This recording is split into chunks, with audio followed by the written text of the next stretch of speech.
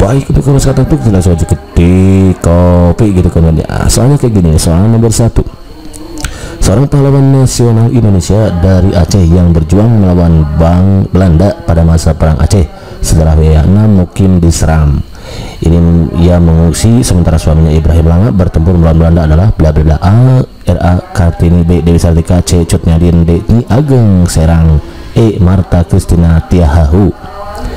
Oke, kawan-kawan, perlu kita ketahui ada seorang pahlawan nasional dari Aceh dan berjuang melawan Belanda pada masa perang di Aceh. Itu adalah Cut Nyadin, kawan-kawan. Jadi jawaban yang itu yang C, yang ini ya. Yang kalau era Kartini itu adalah sama juga, dia tokoh pergerakan wanita pertama di Indonesia. Kalau Dewi Sartika juga sama, namun Dewi Sartika itu melanjutkan di masa-masa akhir Kartini akan meninggal dunia gitu kan kawan ya. Itu kawan-kawan, begitu. Jadi jawaban yang betul untuk soal nomor ini adalah yang C, begitu kawan-kawan. Understand? Tidak benar? Jadi sudah mantap. Kalau mantap, next soal nomor berikutnya nih, soal nomor 2. Seorang pejuang yang unik ini maksudnya unik ya. Seorang pejuang yang unik karena usianya waktu itu masih remaja dan langsung terjun dalam medan pertempuran melawan tentara kolonial Belanda dalam perang Patimura pada tahun 1817 adalah bla bla bla A, RA Kartini, B Dewi Sartika, C Cut Nyadin, D Nyi Ageng Serang, E Marta Kristiana Tiahahu. Oke kawan-kawan, perlu kita ketahui masih ada juga banyak di samping era Kartini, Dewi Sartika dan juga Cut Nyadin tadi ada seorang tokoh wanita. Namun kali ini bedanya, ini disebut tokoh unik karena apa? Karena usianya masih muda, yaitu masih remaja. Saat itu kalau nggak salah itu usianya 18 tahun.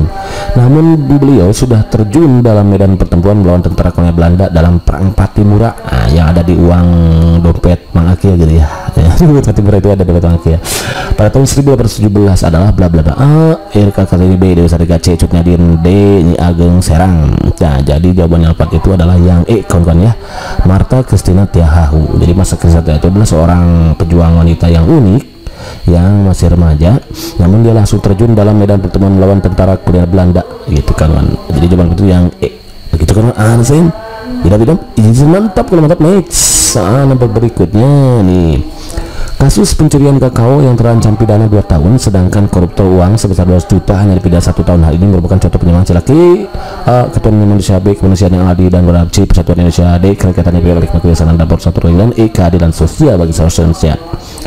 Nah, jadi untuk kasus kakao yang waktu itu sempat viral gitu ya, yang nenek-nenek itu dipidana 2 tahun sementara yang korupsinya 1 tahun, berarti ini sudah menyimpang dari sila kelima keadilan sosial bagi seluruh rakyat Indonesia. Berarti nggak adil, tak hanya untuk rakyat biasa diberikan hukuman yang paling lama, sementara untuk koruptor si penjahat itu dihukum hanya ada 1 tahun, maka itu berarti telah menjadi penyimpangan ke sila kelima keadilan sosial bagi seluruh rakyat Indonesia. Begitu kan alasan ya, jadi mantap. Kalau mantap, next soal berikutnya, Kongres Pergerakan Pemuda Indonesia yang melahirkan keputusan yang memuat ikrar untuk mewujudkan cita-cita berdirinya negara Indonesia yang dikenal dengan bla bla bla A, Sumpah Pemuda, B Perjanjian Kediri, C Kongres Pemuda, D Rum Rayan, D E Boti Utomo.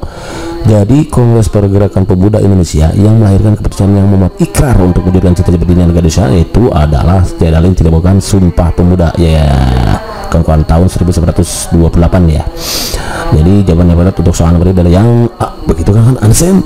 Ini mantap. Kalau mantap, next soal yang terakhir, terjadinya perekrutan pegawai dari saudara atau teman dekat merupakan penyimpangan sila K A1, B2, C3, D4, E5. Kalau kita ada banyak perekrutan pegawai dari saudara atau teman dekat, maka itu ada KKN, berarti sama ini juga masuk ke adilan sila kelima gitu kalau ini ya. Begitu kawan-kawan, Ansen ini mantap. Oke kawan-kawan, barangkali saja dulu sedikit kesempatan ini oleh Maki, mudah-mudahan bisa bermanfaat. Tadinya mau akan banyak yang Maki bahas di sini, namun ternyata Maki harus segera pergi dulu untuk melakukan sesuatu gitu kan ya. Dan insya Allah nanti kalau ada waktu yang memungkinkan, nanti maka akan lanjutkan terus dengan soal-soal yang terbanyak, soal yang banyak dan juga yang hot gitu kawan-kawan. Oke kawan-kawan, barangkali saja dulu dengan ini, mudah-mudahan bermanfaat. See you next video. Salam warahmatullahi wabarakatuh.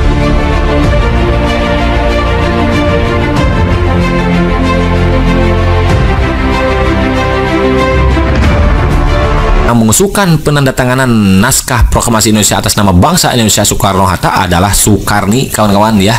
Ya, bukan Otto, bukan Ahmad Subarjo, bukan Sayuti Malik, bukan Hairul Saleh, Soekarni. Nah, kalau Otto itu yang mengusulkan, dia jadi presiden dan wapres, yaitu Soekarno dan Hatta. Kalau Ahmad Subarjo itu adalah tokoh, bagian dari tokoh proklamator Indonesia juga nih.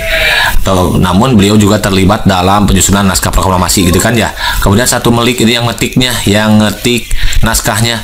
Kalau Hairul Saleh itu yang golongan pemimpin golongan muda. Nah, gitu kan, tahu itu sudah tahu sejarahnya. Oke. Next, number 2. Ya, number 2 tadi kan. Berikut adalah tokoh yang mengusulkan Soekarno dan Hatta menjadi presiden dan wakil presiden pertama Indonesia atas persetujuan PPKI adalah bla bla bla. Nah, ternyata tadi yang mengusulkan presiden Soekarno dan Hatta itu adalah beliau gitu. Maksudnya ya, itu adalah Otto Iskandar Dinata gitu kan ya. Jadi jawaban yang tepat untuk soal nomor ini yang B, begitu kan Ansen. Ini mantap kalau mantap. Next, soal nomor 3 yang terakhir ya. Berikut adalah seorang prajurit peta yang diberi tugas untuk menaikkan bendera pada momen proklamasi kemerdekaan Indonesia Jumat 17 Agustus 1945 adalah tadi kan sudah ya, yaitu Latif Hendradiningrat, yaitu salah seorang prajurit peta. Sebelumnya sudah ditugaskan itu oleh Trimurti, namun Trimurti menolak. Kata beliau yang lebih tepat untuk menaikkan bendera atau mengirim bendera itu adalah seorang prajurit. Maka ditunjuklah Latif Hendradiningrat untuk mengibarkan bendera merah putih saat itu. Begitu kan Ansen? Jadi mantap. Di sini sudah sajikan sebuah masalah, namun apapun masalahnya menunya teh botol sosro ya. Selalu hadir masalah itu menjadi Smoipus Solution. Biar apa? Iya betul, biar ada inspirasi lagi gitu kan ya. Oke kawan-kawan, jadi soal nomor 1 kita soalnya baca aja bareng-bareng lagi gitu. Nomor 1, pendirian Indis Partij pada tanggal 25 Desember 1912 di Bandung dimaksudkan untuk mengganti Indis Bond yang merupakan organisasi orang-orang Indo dan Eropa di Indonesia. Nah gitu. Hal ini disebabkan adanya keganjilan yang terjadi, yaitu berupa diskriminasi khususnya antar keturunan Belanda Totok dengan Belanda adonan Indo. Jadi Belanda Totok itu adalah Belanda murni gitu maksudnya kan ya. Indis Partij IP ini gitu maksudnya Indis Partij sebagai organisasi adonan menginginkan adanya kolaborasi orang Indo dan Bumi Putra. Nah, Bumi Putra itu adalah orang Indo asli gitu kayaknya kawan-kawan ya. Kalau Indo ini ada campurannya gitu. Hal ini disadari benar lantaran jumlah orang Indo sangat sedikit, maka dibutuhkan kolaborasi dengan orang Bumi Putra biar kedudukan organisasi makin bertambah kuat. Berikut adalah tokoh pendiri Indis Partij, yaitu bla bla bla. A. Dos Dekker, Cipto Mangunkusumo dan Suwardi Suryaningrat. B. Ki Hajar Dewantara, Dos Dekker dan Insinyur Soekarno. C. Insinyur Soekarno, Muhammad Hatta dan Dos Dekker. D. Mang Akil. Wow, ada Mang Akil di sini ya. Mang Akil, Ki Hajar Dewantara, Suryaningrat, and D. Dr. Rajiman Supratman Sayuti Malik. Oke kawan-kawan, kalau ada Mang Akil jelas ini wrong ya. Nah, kalau ada Mang Akilnya berarti itu wrong, karena Mang Akil itu bukan tokohnya gitu ya. Nah, kalau untuk kasus ini berarti kawan-kawan harus tahu mengenai sejarah lahirnya Indis Partij gitu kawan-kawan. Jadi begini kawan-kawan ya. Nanti ada Indis Partij, ada Nasional Indis Partij. Nah, ada IP, maaf sikat ya, Indis Partij, ada Nasional Indis Partij. Nah, 3 serangkainya. Kalau 3 serangkai IP ini, satu dia adalah Dos Dekker. Nah, kemudian dia yang kedua adalah Dr. Cipto Mangunkusumo. Cipto Mangunkusumo. Cipto mana? Cipto TJ. Cipto Mangunkusumo. Kusumo. Dan yang terakhir ini sini aja ya. Apa di sini boleh dipaksakan, di sini jalan-jalan ke sini lah. Dia adalah Suwardi Suryaningrat. Nah, atau yang kita kenal namanya itu adalah Ki Hajar Dewantara gitu kawan-kawan. Jadi Ki Hajar Dewantara itu nama aslinya adalah Suwardi Suryaningrat. Nah, kalau Nasional Indis Partij 3 serangkainya dia adalah nih dibeli Insinyur Soekarno nih kawan-kawan, Insinyur Soekarno. Kemudian ada Muhammad Hatta, Muhammad Hatta, dan yang terakhir adalah Sultan Syahrir. Sultan Syahrir. Nah, itu adalah Nasional Indonesia Party. Kalau ini Indis Party, kalau ini Nasional Indis Party, atau ini pelopor Indonesia, gitulah. Kalau ini mah pelopor Indonesia. Pelopor Indonesia setelah proklamasi kemerdekaan. Ini mah pelopor Indonesianya.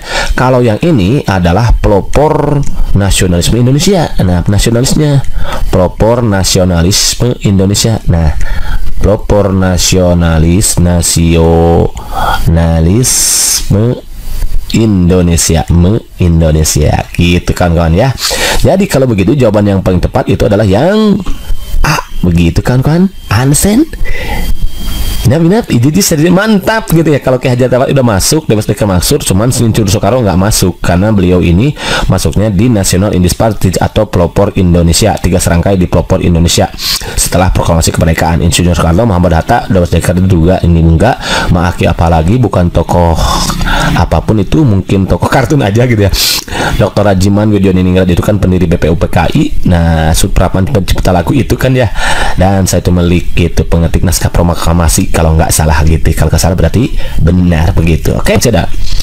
Tokoh 3 serangkai yang terjun di dunia pendidikan dengan mendirikan taman siswa adalah bla bla bla. A. Mang Akil gitu ya. B. Muhammad Hatta. C. Suryadiningrat. B. Dos Dekker. C. Cipto Mangunkusumo. Kalau Mang Akil ini jelas wrong. Kalau Muhammad Hatta juga wrong. Suryadiningrat. Awas doa Suryadi. Oke, Cipto Mangunkusumo enggak gitu ya. Jadi tokoh 3 serangkai yang terjun di dunia pendidikan dengan mendirikan taman siswa adalah Suwardi Suryadiningrat, atau yang kita kenal sekarang adalah Ki Hajar Dewantara. Atau Bapak Pendidikan nih, yang kelahirannya di tanggal 2 Mei itu diperingati sebagai Hari Pendidikan Nasional. Pak Mei, 2 Mei gitu ya. 2 Mei ya diperingati sebagai Hari Pendidikan Nasional.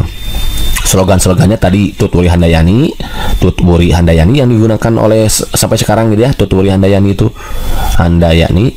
oleh Kementerian Pendidikan Indonesia ya. Kemudian Ingarso Sung Tulodo ya gitu. Ingmar dia Mangun Karso gitu ya. Gitu kan ya. Udah deh. Tapi nanti kalau ditanyakan tokoh 3 serangkai, nah yang sebetulnya untuk ini juga kawan-kawan ya, untuk Dos Dekker juga dia bergerak di bidang pendidikan juga dengan mendirikan tadi sudah Kak Maki katakan dulu, dengan mendirikan Kesatrian Institut di Sukabumi tadi ya. Kemudian kalau misalkan ada nomor 3 nanti tokoh 3 serangkai yang merupakan pelopor Indonesia, bukan nasionalisme tapi pelopor Indonesia setelah kemerdekaan, setelah proklamasi kemerdekaan, maka itu jawabannya adalah National Indis Party itu kawan-kawan, NIP, National Indis Party, bukan nomor induk pegawai gitu ya NIP-nya. Dia adalah Insinyur Soekarno. Nih nanti siapa tahu yang ditanyakan ini nanti ya, karena ini berkaitan dengan nasionalisme, wawasan kebangsaan gitu ya kawan-kawan. Kemudian Insinyur Soekarno, Muhammad Hatta dan Sultan Syahrir. Oke, gitu kan ya. Selesai deh, begitu kan understand? Jadi mantap. Lanjut number 7, number yang terakhir ini kawan-kawan, mohon maaf hanya ada 7 soal dulu sementara ya, mudah-mudahan nanti bisa dikembangkan lagi. Nah, untuk nomor 7 ini sengaja Mang Aki bikin agak sedikit panjang biar kawan-kawan bisa berlatih membaca gitu ya. Dikhawatirkan nanti soalnya seperti ini, itu panjang-panjang, maka kita harus bisa mengambil kesimpulannya. Soal nomor 7 nih, belakangan ini di Indonesia tengah berduka pasca bencana gempa bumi dan tsunami di Kabupaten Donggala dan Kota Palu yang terjadi pada hari Jumat 28 September 2018 lalu. Banyak masyarakat dari luar Donggala dan Palu berdatangan untuk membantu dengan mengirimkan berbagai bantuannya, baik itu berupa tenaga maupun dalam bentuk uang, makanan, bahkan ada juga dengan segenap pikirannya, yakni dengan berusaha menghibur korban dengan berbagai keterampilannya. Keterampilan maksudnya di sini ya. I'm sorry, ini salah yang ngetik nih. Siapa yang ngetik? Mang Aki, berarti salah. Mang Aki ya gitu ya. I'm sorry. Perilaku masyarakat dalam mengatasi permasalahan tersebut merupakan bentuk pengamalan Pancasila, yaitu sila ke. Nah, kawan-kawan, sebetulnya nih dari kasus yang panjang ini intinya ini adalah kita itu membantu gitu. Intinya kita membantu dari sini teh, membantu korban bencana gitu, korban gempa gitu atau bencana gitu kawan-kawan, ini intinya. Nah, dengan kegiatan kita membantu korban bencana ini kita masuk sila keberapa nih? Pengamalan sila keberapa?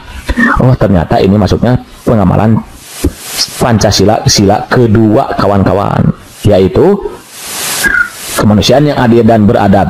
Kemanusiaan yang adil dan beradab, itu kawan-kawan. Kemanusiaan nih yang adil dan beradab. Pokoknya kalau ada kata atau istilah, baik itu pesannya itu tersurat maupun tersirat, nah berarti kemanusiaan nih, dari kemanusiaan ini kayak ini nih, membantu korban bencana itu adalah kegiatan kemanusiaan kawan-kawan, tapi tersirat di sini, istilah kemanusiaannya tersirat gitu. Oh berarti ya udah kita pilih yang sila kedua gitu kawan-kawan, cara membedakannya ya. Satu, ketuhanan yang esa, dua, kemanusiaan yang adil dan beradab. Nah lebih tepatnya kalau kawan mau tahu, ini masuknya merupakan pengamalan Pancasila sila kedua butir ketujuh kawan-kawan, di mana di butir ketujuh itu dikatakan bahwa kita itu harus gemar apa? Melakukan kegiatan kemanusiaan.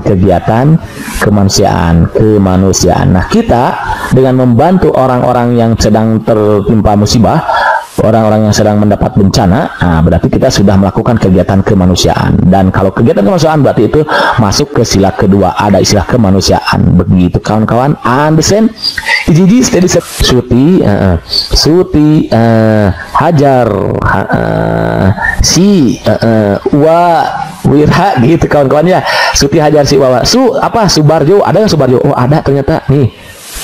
Sayuti Melik, oh ada Sayuti tuh. Hajar, enak nih, Hajar ada kan, bener. Ini juga berarti Wiranata, Wira, ini yang terakhir Wira, berarti otomatis dong yang bukan nih pasti yang gitu kawan-kawan ya. Sayuti, Subarjo, Sayuti, Hajar, Ki Hajar Watara, si Singo di Mejo, Iwa, Wiranata, Kusuma gitu kawan-kawannya. Jadi Suti Hajar si Uwa Wira gitu. Ya, Iciji, seri-seri mantap ya. Kalau mantap lanjut soal nomor 2. Sidang PPKI yang pertama dilaksanakan pada tanggal, ya tadi kan sudah dibahas ya, bahwa sidang PPKI yang pertama itu, PPKI ini ada 4 kali sidang kan.